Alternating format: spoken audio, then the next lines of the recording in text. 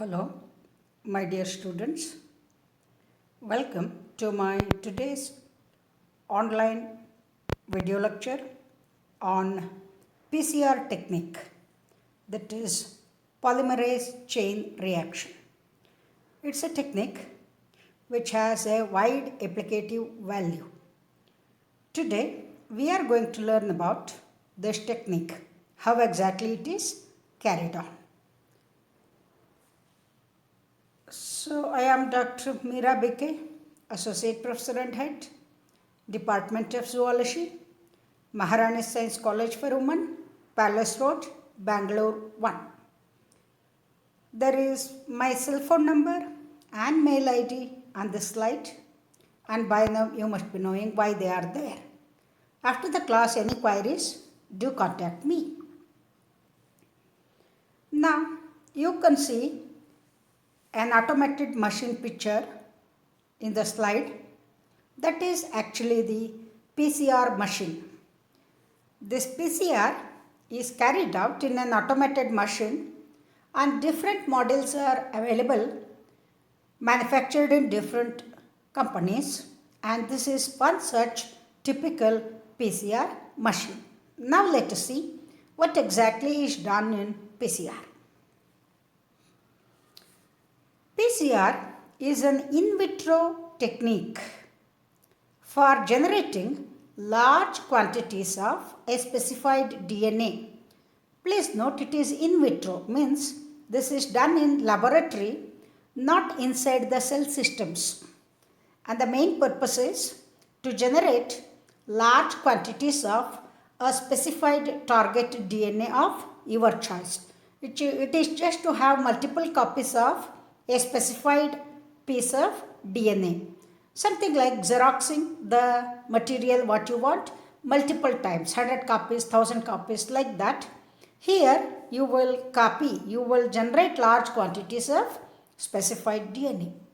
So the moment I tell it is in vitro technique, I mean to say it is a cell-free amplification technique for synthesizing multiple identical copies of any DNA of interest.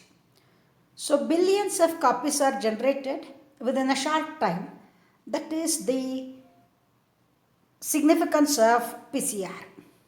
Now let us see when it was discovered and by whom.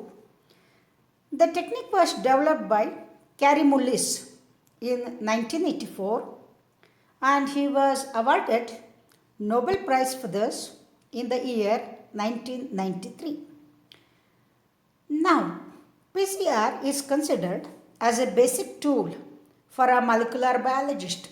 The way you use your laptops, the way you use your Xerox machines in the offices, in the same way, for a molecular biologist, PCR is something like that.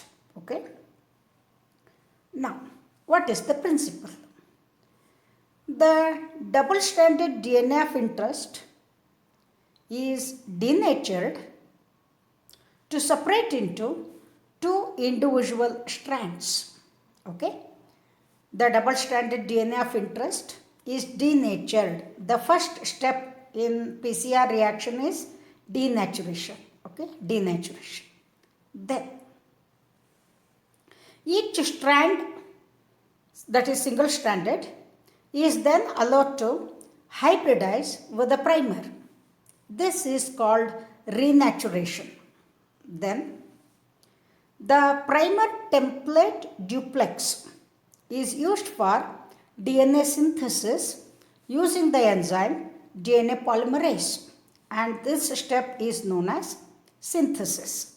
So basically, in any PCR reaction, three steps are involved: denaturation, followed by renaturation, followed by synthesis. Okay? So,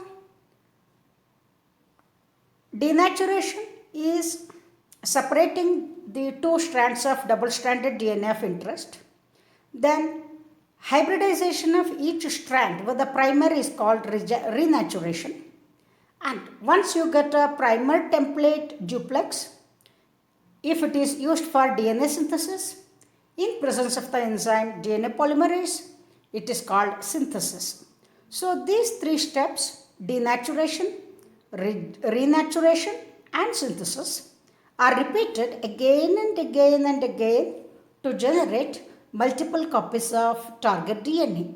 This is exactly the principle of PCR. Then what all you need to conduct a PCR? First and foremost thing is you need a target DNA whose multiple copies need to be generated. This target DNA is normally 100 to 35,000 base pairs in length. However, shorter the target DNA, efficiency of PCR is more. Okay. Then, the second essential requirement happens to be the primers. You need 2 primers. What do you mean by primers? See, these are synthetic oligonucleotides. Automated machines are available to synthesize these oligonucleotides of known base sequence. Okay, you can synthesize them. Normally, they are of 17 to 30 nucleotide length. 17 to 30 nucleotide length, and they are complementary to the regions flanking the target DNA. So they are complementary to the regions flanking the target DNA. Since you know the target DNA of your choice, and on either side you know what bases are present, and accordingly you can always synthesize the oligonucleotides that need to be used as primers. Okay, and please note, they should be present in excess always in the reaction mixture for efficient PCR to take place. Okay. Then you need, of course, deoxyribonucleotides, which are the building blocks of DNA, that is DATP, CTP, GTP and TTP, right? These are the 4 building blocks or monomeric units which go into the formation of DNA molecule, right? Then, most important thing is you need thermostable DNA polymerase. Our regular DNA polymerase cannot be used here. What we need is thermostable DNA polymerase that can withstand a temperature up to 95 degrees Celsius. The enzyme should be able to withstand a temperature of 95 degrees Celsius. Okay. Basically, it's a protein, right? So, normally at that temperature, proteins undergo denaturation. It should not happen, right? And normally, we use Taq polymerase. Taq polymerase is a thermostable DNA polymerase which is isolated from the bacterium Thermus aquaticus. Thermus aquaticus. Okay. There are other thermostable DNA polymerases. I will let you know little later. Okay. And the drawback of this particular Taq polymerase. This technique involves repeated cycles for amplification of the target DNA. Each cycle has 3 stages, right? Each cycle has 3 stages. Yeah. This is the schematic representation, right? So, the green colored ones are the original DNA to be replicated. We need multiple copies of this particular DNA. And the red ones represent the DNA primer. And the blue ones are the nucleotides. Okay? ATP, GTP, CTP and TTP. Right?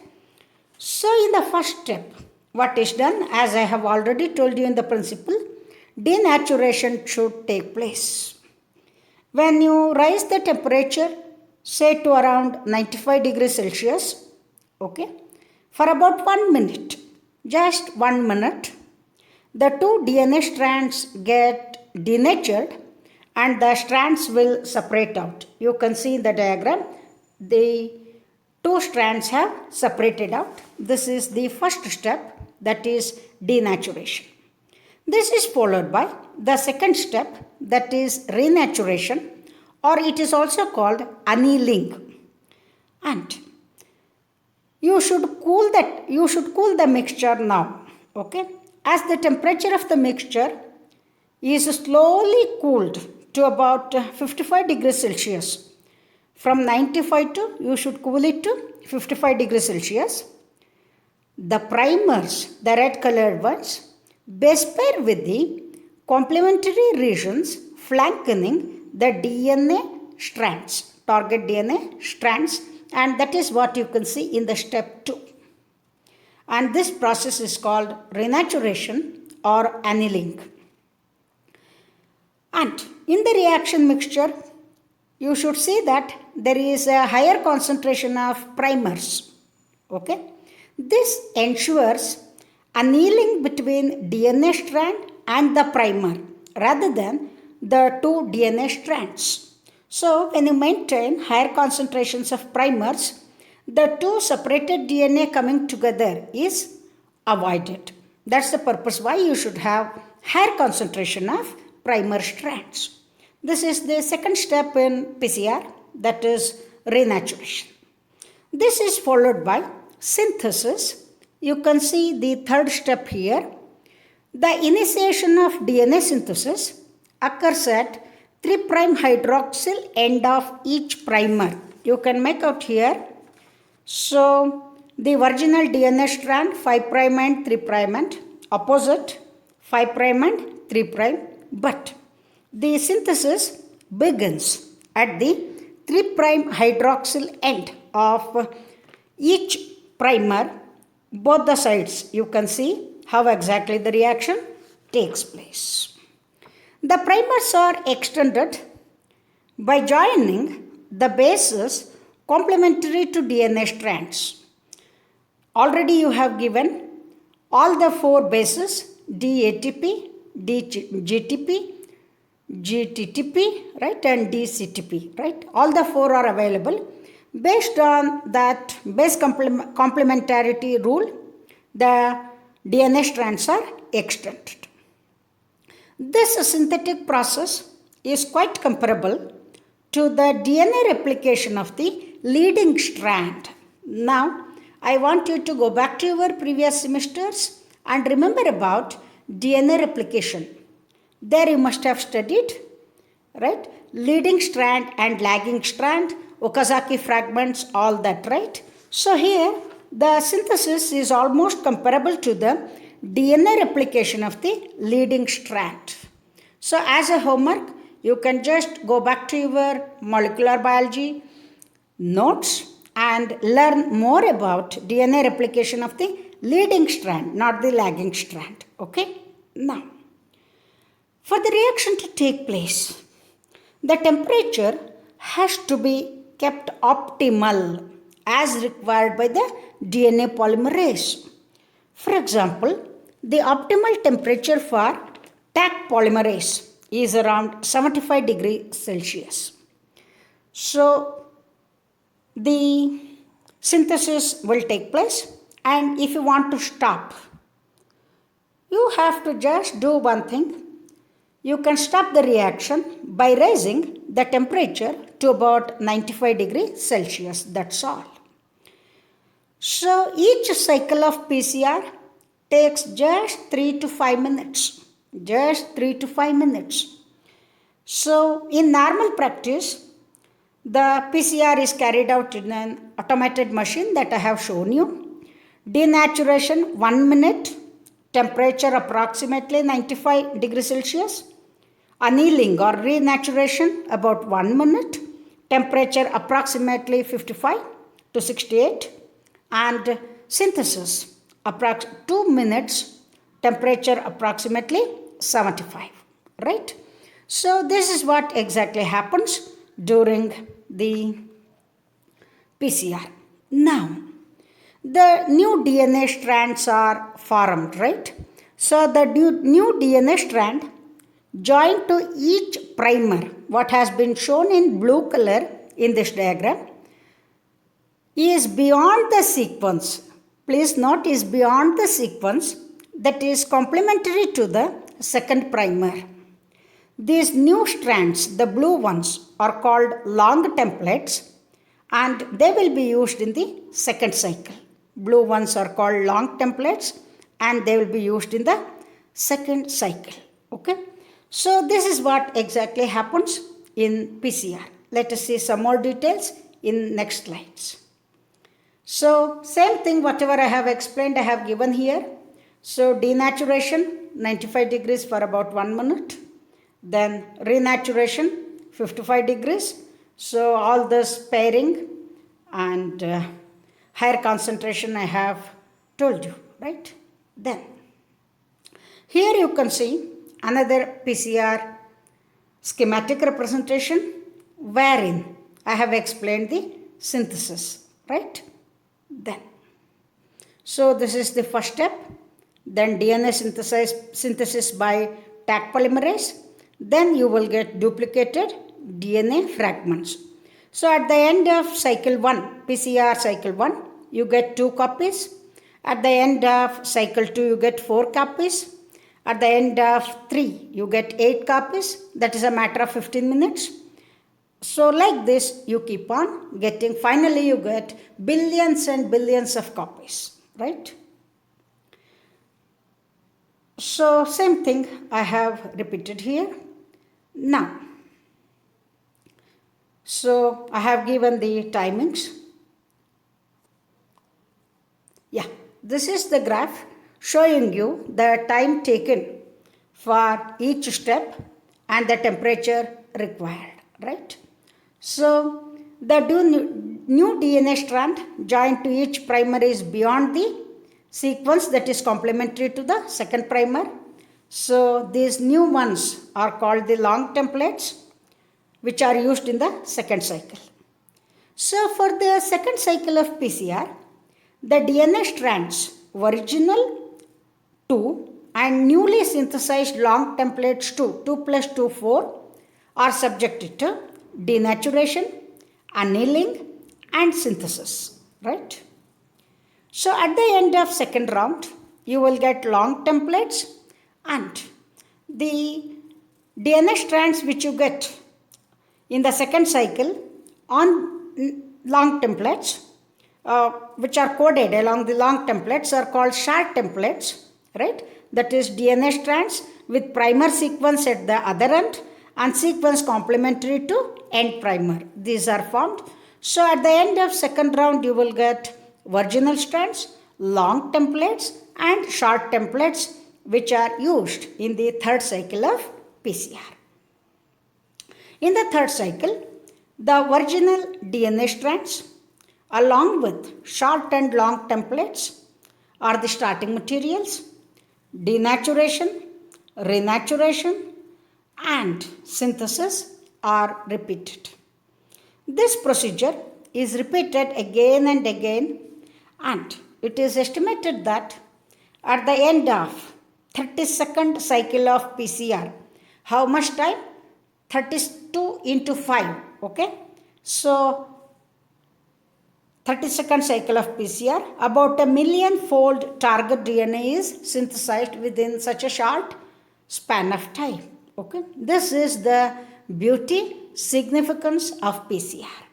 Now, when you are doing all this, what are the key factors that you need to remember to conduct PCR at optimal condition so that the products are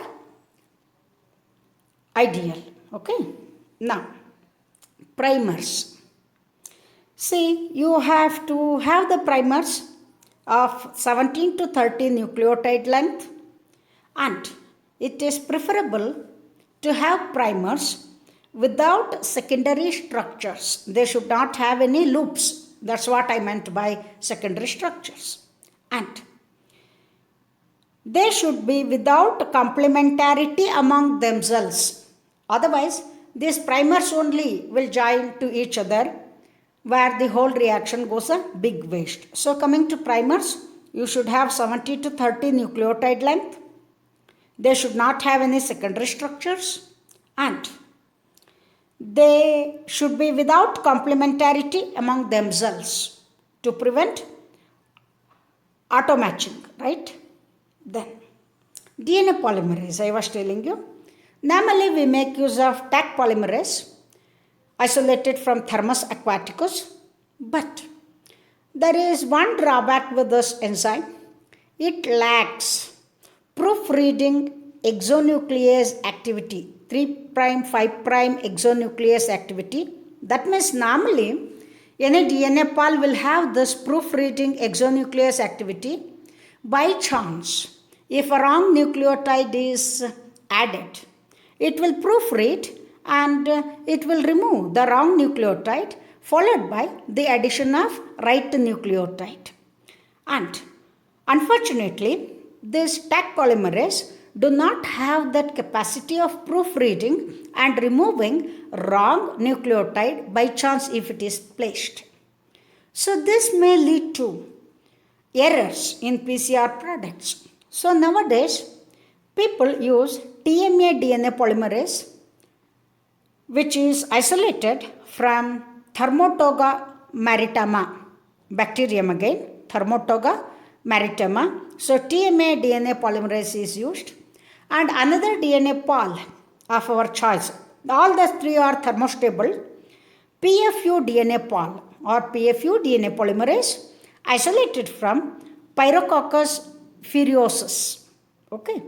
So of the three you can use any one. Taq polymerase has this drawback of lacking proofreading exonuclease activity. Then target DNA. I told you, shorter the target DNA, better is the efficiency, right? And the sequence is also of paramount importance because if the target DNA has too many GC components, okay, GC rich DNA strand hinders PCR, right? So the length is of importance and the sequence is also equally important, okay? So this is about the target DNA. Then promoters and inhibitors of PCR. See, there is a chemical called BSA, bovine serum albumin. If you add BSA to the reaction mixture, it will enhance the PCR efficiency. On the other hand, if you add humic acids, that will inhibit the PCR. So, if you want to have PCR in optimal conditions, you have to take care of all these things, all right? So, this is all about the PCR technique. Dear students, thank you for listening, and in my next lecture class, I am going to talk about the applications of PCR, okay? It has a wide application as on now. I am going to discuss in detail in my next class. Thank you for patient listening. Stay blessed. Any queries, do contact me. My dear students, welcome to my today's online class on applications of PCR technique. In my previous class, I have taught you the PCR technology, how exactly it is done. And now we have to learn what are the applications of PCR in molecular biology and biotechnology. Okay? I am Dr. MEERA B K, Associate Professor and Head, Department of Zoology, Maharani Science College for Women, Palace Road, Bengaluru 1.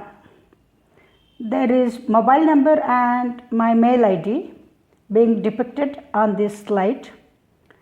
After the talk, after the class, any queries, don't hesitate to contact me. And this is an automated machine of PCR. Now we shall study the applications of PCR. Some of the applications of PCR can be briefly discussed like this.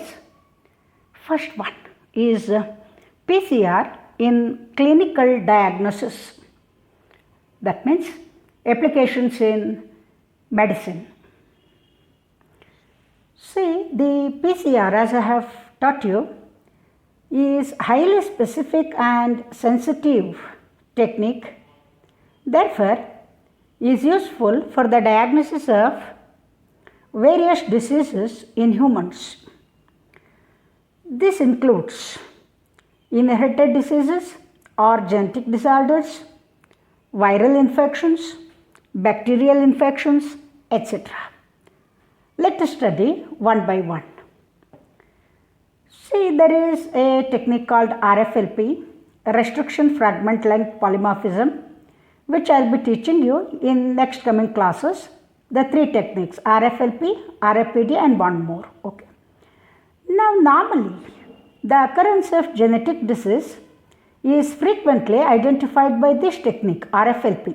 Okay. But RFLP can be employed only when there is a mutation resulting in a detectable change in the length of restriction fragment. So, if that mutation doesn't result in the noticeable change in the length of restriction fragment, then RFLP cannot be employed for diagnosis of genetic diseases. Okay. And for your information, many genetic diseases occur without the involvement of RFLP. You may not see, right? So, if that is the case, what is the solution when RFLP cannot be employed? For such disorders, PCR can be employed as it provides direct information of the DNA. Okay. This is done by amplification of the DNA of the relevant region, which is followed by the direct analysis of the PCR products. Thus, the genetic diseases, in those cases where RFLP cannot be employed, you can readily go for PCR technique. Okay. Then, secondly, PCR is useful for prenatal diagnosis of inherited diseases. Okay. PCR is useful for prenatal diagnosis of inherited diseases, where it is employed by using chorionic villus samples. You will take the cell samples from chorionic villi, right, that is part of placenta, or cells from amniocentesis. Okay. Diseases like heritable diseases like sickle cell anemia, beta thalassemia, phenylketonuria, etc. can be diagnosed prenatally by using PCR technique. So, prenatal diagnosis of inherited diseases is possible by PCR technique. Then, diagnosis of retroviral infections. See, here is a case where you can do PCR from cDNA, that is complementary DNA, which forms a valuable tool for diagnosis and monitoring of retroviral infections. Please note, these retroviruses will have RNA as the genomic material. Therefore, from RNA, you have to synthesize cDNA, that is complementary DNA, and then from cDNA you can have a double-stranded DNA. Okay. So, PCR from this cDNA forms a valuable tool for monitoring retroviral infections like HIV infection, that is AIDS, and then right now we are facing a pathetic situation of COVID-19 pandemic, right? That also belongs to this group, right? For which we make use of one particular type of PCR, that is RT-PCR, reverse transcription PCR is used. Okay. So, you can diagnose retroviral infections by PCR technique. Apart from viral infections, bacterial infections are also diagnosed. Best example is TB, tuberculosis, caused by bacterium Mycobacterium tuberculosis. Okay. Apart from retroviral infections, bacterial infections, PCR is helpful in diagnosis of cancers, especially virally induced cancers like cervical cancer, that is cancer of cervix of uterus. Okay, uterus has a small part called cervical region. So cancer can happen to that region by the infection of a virus called HPV, human papilloma virus, and that can be detected by PCR. So if cancer is diagnosed in earlier stages, treatment becomes easy and survival rate also will increase. Okay. Then some cancers, which occur due to chromosomal translocation, especially chromosome number 14 and 18 in follicular lymphoma. There is a cancer called follicular lymphoma. Lymphoma is the cancer of lymph glands. Okay. So here cancers occur due to chromosomal translocation. By now you must have studied addition, deletion, translocation, etc. in your genetics class. So here cancer is due to the chromosomal translocation of number 14 and 18 causing follicular lymphoma, and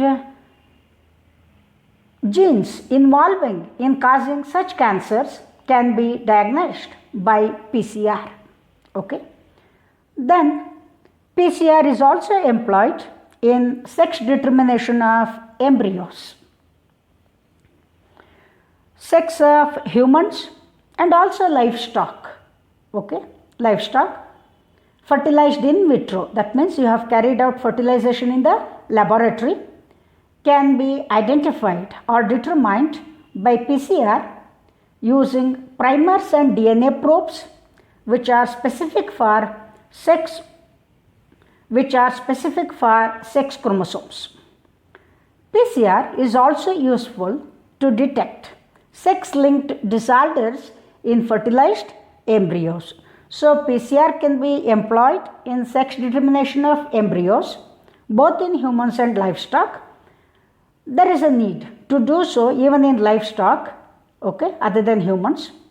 And PCR is also useful to detect sex-linked disorders in fertilized embryos. Okay. So these are clinical applications of PCR. Then PCR in DNA sequencing. It is a simpler and quicker technique available to date to amplify the DNA. Therefore, it is conveniently used for sequencing, DNA sequencing. And if you are aiming at DNA sequencing using PCR technique, you have to use single strands of DNA. If you have double-stranded DNA, you have to renature it and then you have to separate out the templates. Then you can use the single strands of DNA for sequence analysis. Then, fourth application is PCR in gene manipulation and expression studies. Please note one thing, that the advantage of PCR is that the primers what you use in the second step of PCR, that is annealing or renaturation, need not have to have complementary sequences for the target DNA. They need not have to have complementary sequences for target DNA. Therefore, the sequence of nucleotides in a piece of target DNA can be manipulated and amplified by PCR. This particular technique is known as site-specific mutagenesis. It is so nicely done in the sense a single nucleotide can be replaced. Say for example, adenine can be replaced by thymidine. You can create mutation artificially. Okay, a single specific mutation can be done by this method. The coding sequence can be altered to synthesize the proteins of interest. With this background, I want to tell you that gene manipulations are important in understanding the effects of promoters and inhibitors in gene expression. I want you to go back to your previous semesters where you have learnt gene expression in prokaryotes and gene expression in eukaryotes. There you must have studied the concept of promoters and inhibitors, right? So gene manipulations are important in understanding the effect of promoters and inhibitors in gene expression, and that you can do by PCR.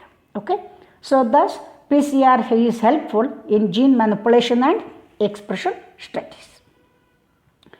Then PCR is important in the study of mRNAs. You know that the DNA is decoded, right, when expressing to mRNA, right?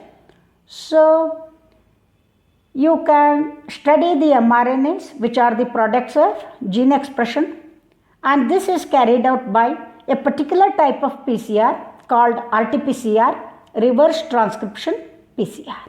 Okay, then PCR in comparative studies of genomes. The differences in the genomic component of two organisms can be measured by PCR with random primers. Okay, two genomes from closely related organisms are expected to yield more similar bands. This is done by a technique called RAPD, random amplified polymorphic DNA, which I am going to teach you in next coming classes. So by employing RAPD, the two genomes from closely related organisms can be studied, and if they are very closely related, they are expected to yield more similar bands. Then PCR is a very important tool in the study of evolutionary biology nowadays, more specifically referred to as phylogenetics. Okay, so PCR has its application even in evolutionary biology at molecular level, which we call it as phylogenetics. Then PCR can amplify even minute quantities of DNA from any source like hair, mummified tissues, bones, or any fossilized material. Thus, PCR in fact has revolutionized the studies in paleontology and archaeology. Okay, so there lies the significance of PCR in the study of paleontology and archaeology. Then PCR in forensic medicine. A single DNA molecule from any source like blood stains, hair,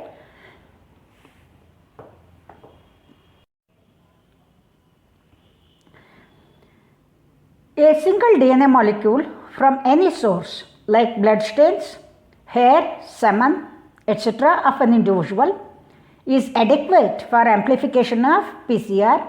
Thus, PCR is very important for identification of criminals. Now, there is revolution in forensic medicine after the PCR technique has come out.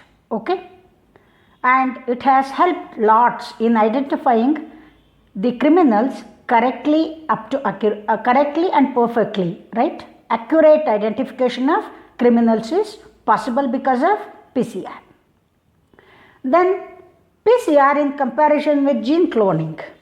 In what way PCR has several advantages when compared to gene cloning? Let's see. The advantages include better efficiency. PCR is more efficient. Then secondly, minute quantities of starting materials, that is DNA, is enough. Then cost effectiveness. Comparatively, it happens at a lesser cost, works out economical. Then it requires minimal technical skill, not high fund of people are needed to carry out PCR reactions. Then time factor. Within a short span of time, you can get billions and billions of copies of the target DNA needed. So, till now I have highlighted the applications of PCR technique in various branches of biology. Now I want to conclude by telling you one sentence. In due course of time, PCR may take over most of the applications of gene cloning. Please note, in due course of time, PCR may take over most of the applications of gene cloning.